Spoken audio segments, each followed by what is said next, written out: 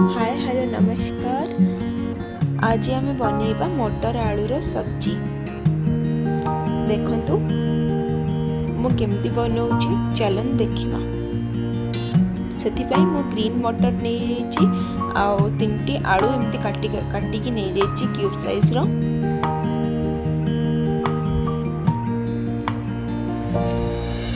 आलू मटर को सिझवा पाई प्रेशर कुकर रखिदबा। तादरे किछि पानी किछि लूण हल्दी देकी ताकू गोटे विसिल देदबा।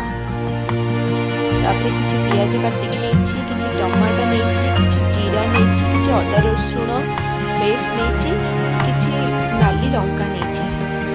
पैन एठी गरम हे नेछि। तादरे 2 स्पून तेल देदबा।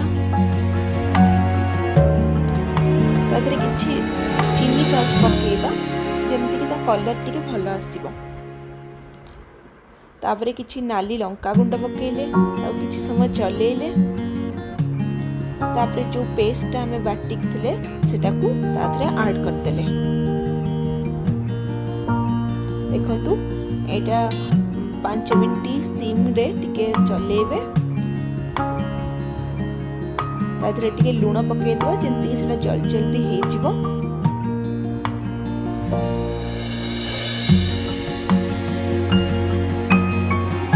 देखंतु एटा 5 से 10 मिनिट पर्यंत टिके बसई देबे। आरो टिके कलर चेंज हे आसलानी आ टिके चले दबा। तापरे आ टिके मीट मसला पके दबा। मीट मसला बहुत टेस्टी लागि थाए एठी देबे। तापरे टिके पानी पके दबा आलू टिके पोड़ी जिवो। आ टिके चले दबा।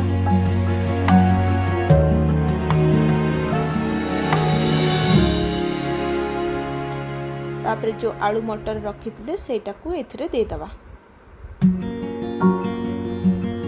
देकी टिके चले दबा भलरे जेमती कि आलू मटर टा तादरे भल से मिसी जिवो।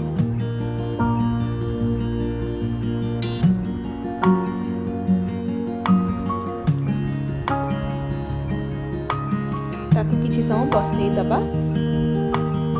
देखंतु 5 मिनिट परे सेटा भलरे कलर चेंज हेछि। तापरे टिके जीरा गुंड दे दबा। टिके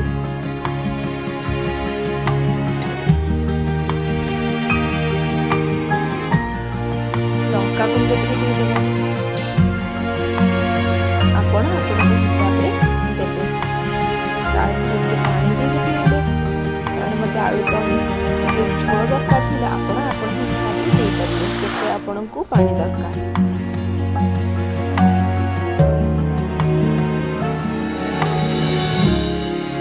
देखी तापर केमती चले दउछि मु।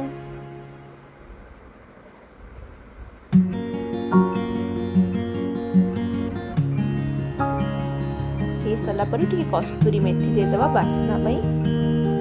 आउ 5 मिनिट स्टीम रे फुटिबा को दबा। देखंतु एटा हे कि केते सुंदर रेडी हेछि।